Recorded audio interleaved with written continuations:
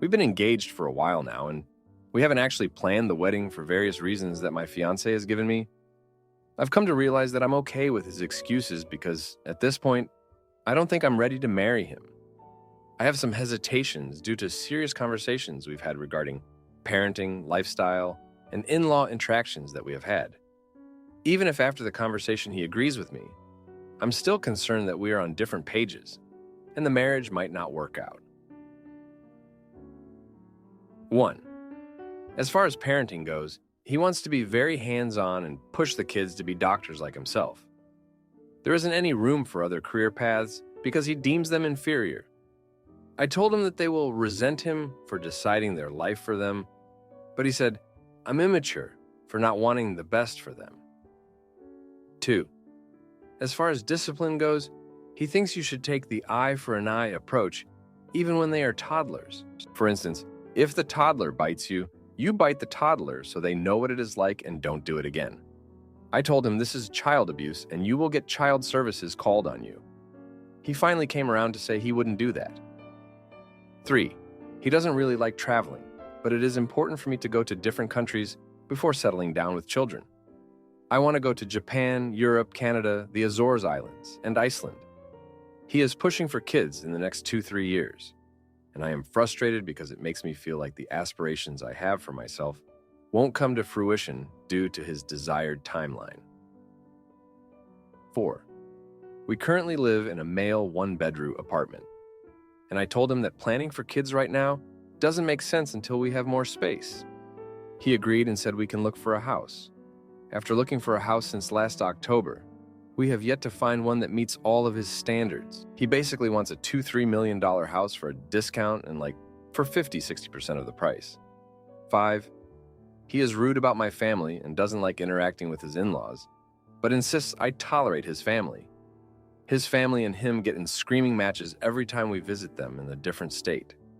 I try to keep my mouth closed and remain neutral because I dislike the fighting.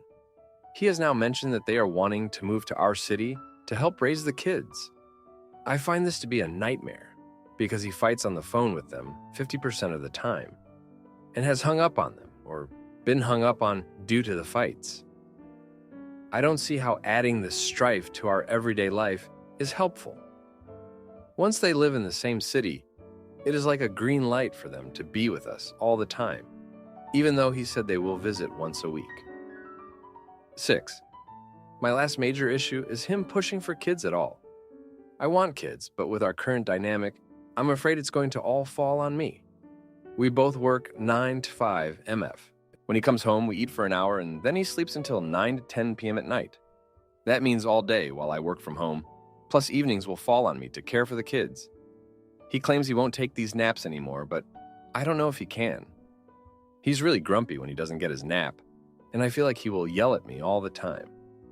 I'm not sure if he can even change his ways, since he's been stuck in this schedule for years. 7. My last concern is his energy levels. He's 43 and I'm 27. I still have energy to wake up, exercise, and go all day. He doesn't have that kind of energy. I'm afraid that the child rearing will all fall on me for 18 years due to his age and lifestyle choices. He also doesn't eat the best or exercise. He has an eating disorder due to where he has to constantly eat when he is awake, or he gets very mean. I'm afraid his eating habits will brush off on the kids, or that he will die early from a heart attack. At this point, I'm not sure how I can move forward. Does anyone else have experience with an engagement fraught with these questions? Now, for a few comments before the update. Comment 1. Be careful about birth control. He is nearly 2 decades older and pushing you to have kids while disregarding your opinion on most major life decisions. It sounds to me like he would have no problem enacting a bit of sabotage and bullying you into keeping a kid. Then it will be, I make the decisions because you're pregnant and hormonal. This, if the toddler bites you, you bite the toddler, is horrible. It is very concerning that as an adult man of 43, he at any point thought child abuse was a positive, normal thing to do. Comment 2, dude, run. He is pushing that hard because his biological clock is ticking. He has made his dreams come true career-wise, And now it is his schedule to have the perfect family he can ignore and leave his wife to raise the kids perfectly according to his whims. And when you do anything against his wishes, his family is right there to school you to do it right. Seriously, no. He is steamrolling all of your needs/wants. He will continue to steamroll all of your needs/wants. Also, lock up your birth control. Now for the update. Thanks for the comments on my last post. Things have escalated since then, and I'm reeling from the events of the past week. It all started when my fiancé's parents announced they had bought a house 2 blocks away from our apartment. They did it without consulting us, claiming it was a surprise to help with the future grandkids. My fiancé was ecstatic, but I felt my stomach drop. The thought of having them so close, with their constant bickering and meddling, was too much. Then, 2 days later, my fiancé dropped another news. He had taken out a loan for a down payment on one of those $1 million homes he'd been eyeing, expecting me to be thrilled. Instead, I was furious. We hadn't agreed on this, and the financial strain it would put on us was enormous. It felt like he was steamrolling over my opinions and desires for our future. The tension between us grew, and it all came to a head at a dinner with both our families. My fiancé started bragging about the house and his parents moving nearby. My family, who had always been wary of him, finally spoke up. They confronted him about his controlling behavior and lack of consideration for my feelings. The argument that followed was ugly, with accusations flying and old resentments surfacing. My fiancé's true colors showed when he insulted my family, and I saw the shock on their faces. I had enough. The next day, I did something I never thought I'd have the courage to do. I canceled the venue we had tentatively booked for our wedding. When my fiancé found out, he was livid. He accused me of sabotaging our future, but I stood my ground. I told him that I couldn't marry someone who didn't respect me or my family. But here's where I got my sweet revenge. His parents, who had been eavesdropping, sided with me. They were appalled by their son's behavior and decided to sell the house they had just bought. They realized that their involvement was part of the problem and that their son needed a wake-up call. My fiancé was left stunned, with a house he couldn't afford and parents who were no longer his allies. He tried to apologize, but I knew it was only because he had lost his support system. I moved out of our apartment and in with the friend, leaving him to deal with the consequences of his actions. The aftermath has been tough, but I feel a weight has been lifted off my shoulders. I'm now focusing on my own aspirations, planning that trip to Japan I've always wanted, and looking for a new place to live on my own terms. Thanks for reading. My girlfriend forgives my ex for wrecking our relationship. But after seeing her heartbreak, I end things and start therapy to become the man she deserves. 21-year-old male in a 6-month-old relationship with 19-year-old female. It's everything I ever dreamed of, except for one tiny problem, myself. In our 6-month relationship, I had 3 and 4 episodes when I started to feel like I don't love her enough. And I started to lose interest in her until I always hit a point when the only possible outcome I see is a breakup. But here comes the tricky part. Just when I decide I want to end things, it suddenly hits me how much I love her. And I love her a lot. I have an insane amount of guilt about this. Of course, she feels these mood swings on me, and it affects her too. I try not to show it if I start getting distant and show the same affection towards her. But my actions, smiling at her, being with her, holding her hand, feel like lies. Lies, lies, lies, and lies. I told her a few times I feel like this, and I always promise myself it will get better, but it never does. No matter how much I'm trying, the feelings come back, and I start getting distant, start feeling like I don't want to be in this relationship, and the cycle starts again. I sat down with her today and just told her everything with no sugarcoating to save myself. That I love her, but I don't know how this could work if I'm like this. That I don't want to hurt her, and she deserves better than me. She deserves someone who is there for her 24/7. She is the best person I ever met, and I mean it.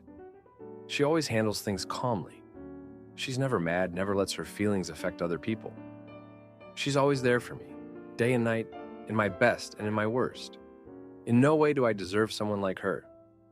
She says that I don't know what she deserves or what she wants, and I shouldn't assume that I don't deserve her. And I shouldn't assume that I'm bad for her, that she likes me the way I am. She says that we should try again and find a way to make this work, because unless we've tried everything, we shouldn't end it. I totally agreed. But how would this ever work? How can I get out of the curse that unavailability means attraction, and availability means disgust for me? This is not my first relationship, and in all of my relationships, I've encountered the same problem, and I ended up hurting people, and it still haunts me to this day. I know the right answer is therapy, but I just want to know if there are people like me who grew out of this and became normal human beings. Help! I'm considering becoming a monk. Now for a few comments before the update. Comment 1.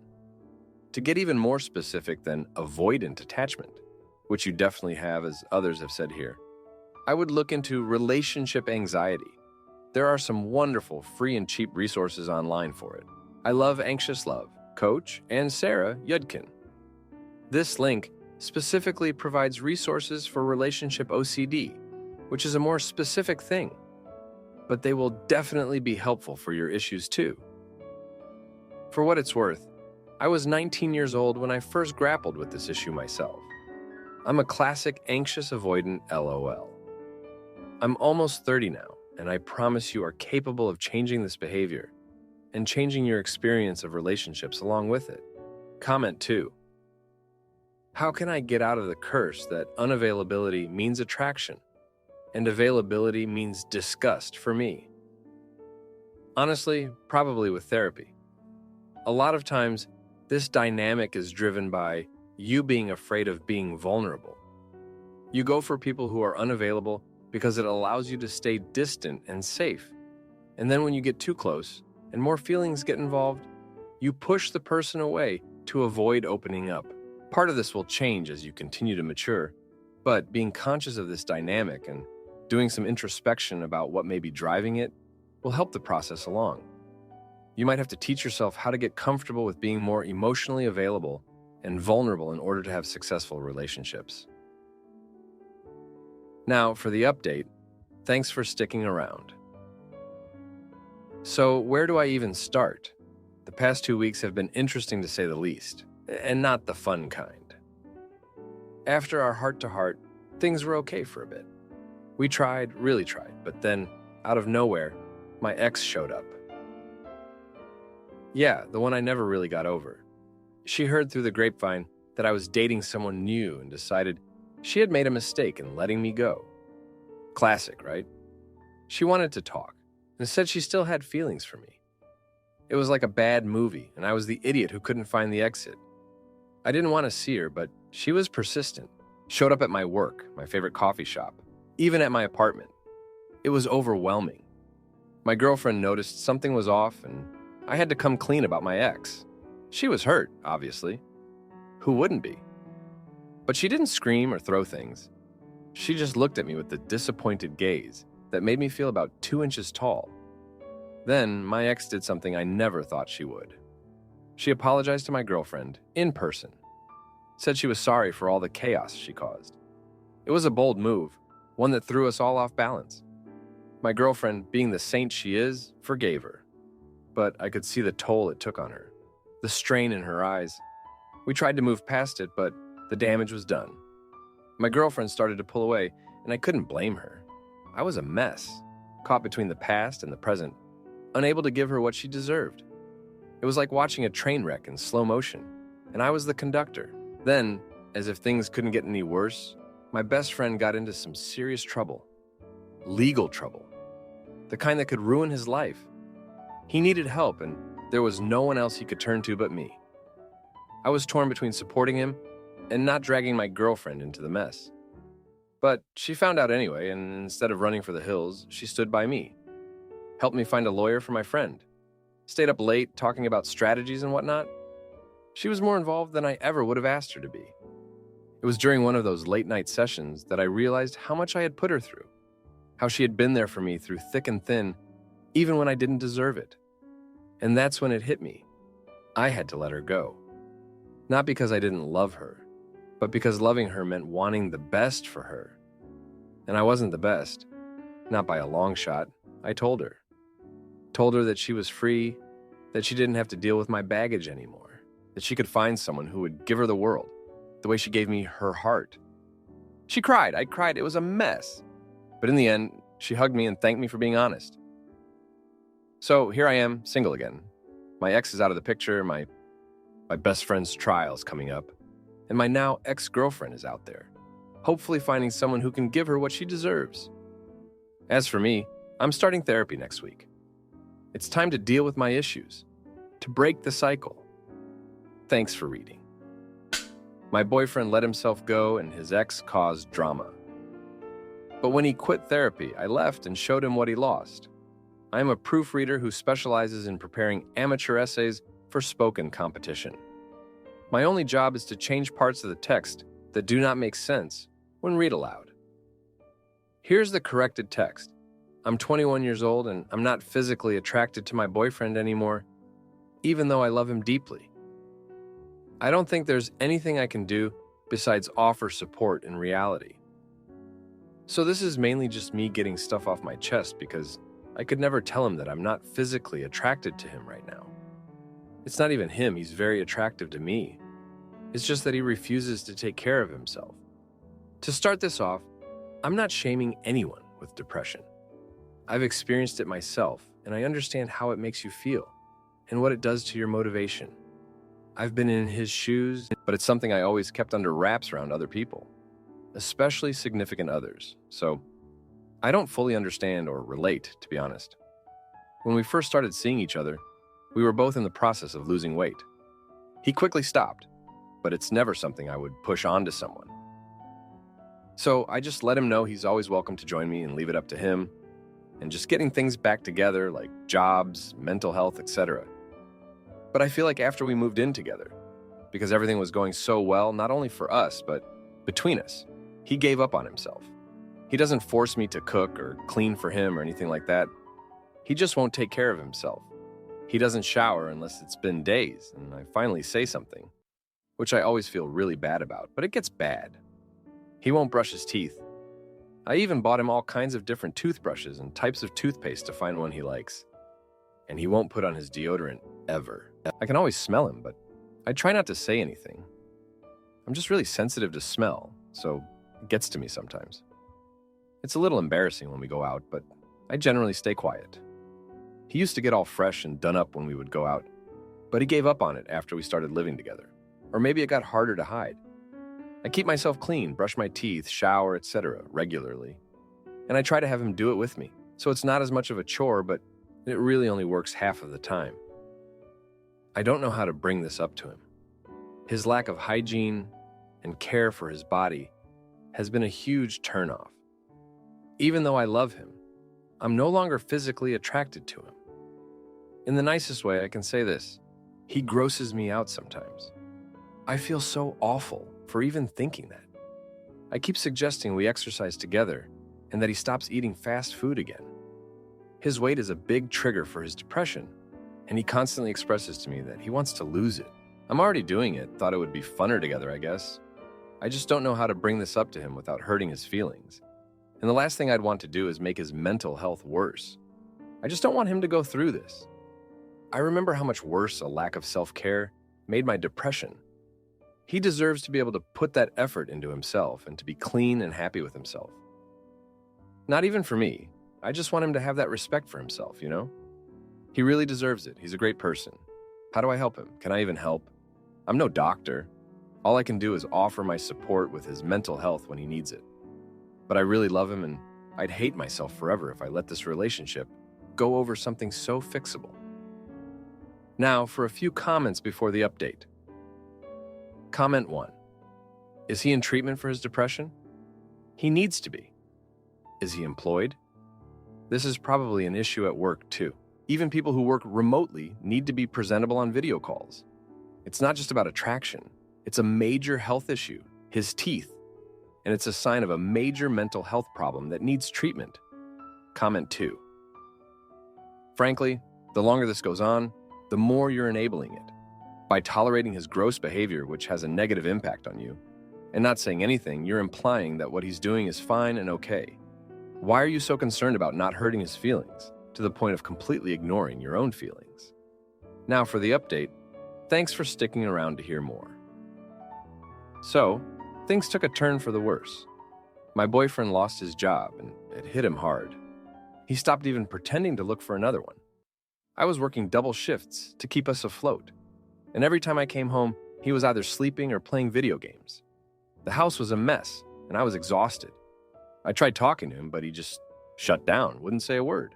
Then, out of nowhere, his ex showed up. She was all done up, looking like she stepped out of a magazine. She said she was worried about him, heard he was having a tough time. I didn't trust her, not one bit. But he lit up like a Christmas tree seeing her. They started talking, and before I knew it, she was coming over when I was at work. I found out because a neighbor mentioned it. Said they looked cozy. My stomach turned at the thought. One day, I came home early, and there she was in my kitchen, cooking. He was laughing. Something I hadn't heard in months. I lost it, told her to get out. They both tried to say it was innocent, but I felt betrayed. We fought, and he said he needed someone who made him feel good about himself, not someone who nagged him. That stung. I was trying to help him, not bring him down. I moved out for a week and stayed with a friend. I needed space to think. But then, he called crying, saying he was sorry, that he missed me, and he'd made a mistake. He said he'd start therapy, get help. I wanted to believe him, so I came back. But things didn't change. He went to one therapy session and quit. Said it wasn't for him. I felt trapped. I loved him, but I was drowning. I couldn't leave him like this, but staying was tearing me apart. Then, the landlord came knocking. Rent was overdue, and we were facing eviction. I begged for more time, took on more shifts, anything to scrape the money together. Amidst all this, his mother got sick, really sick. He was the only family she had. We went to see her, and she was frail, a shadow of the woman I'd met before. She begged me to take care of him, to not give up on him. I promised her I would, and I meant it. But inside I was screaming, how much more could I take? After she passed, something in him snapped. He started cleaning, looking for work, taking care of himself. It was like he was a different person. I was relieved, but also resentful. Why did it take losing his mother for him to start trying? Why wasn't my love enough? He got a job, a good one. We moved to a better place. He's doing better, and I'm proud of him, but I can't shake the feeling that I'm just waiting for the other shoe to drop. I'm still not physically attracted to him, but I'm trying to get past it. I tell myself it's just a rough patch, that we'll get through it. But deep down, I wonder if I'm just fooling myself, accepting a terrible situation because I'm too scared to be alone. Thanks for listening. It helps to talk about it, even if it's just to a stranger. If you liked this video, you'll probably like these too. Also, while you're here, please consider subscribing. It's your support that keeps this channel alive and allows me to make better and longer videos. Have a great day.